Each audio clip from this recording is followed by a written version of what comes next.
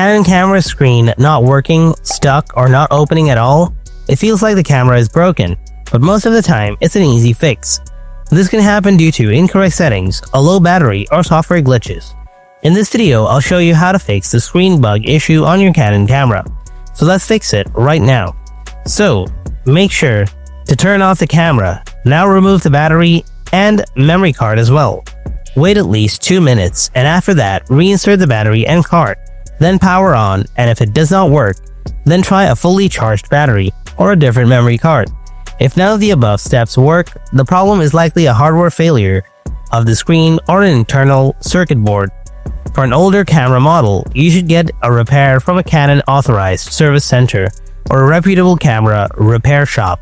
So folks, this is the way to solve the Canon camera screen not working issue.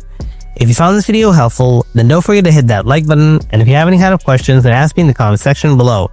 Thanks a bunch for watching. I'll see you in the next video. Until then, stay tuned and take care.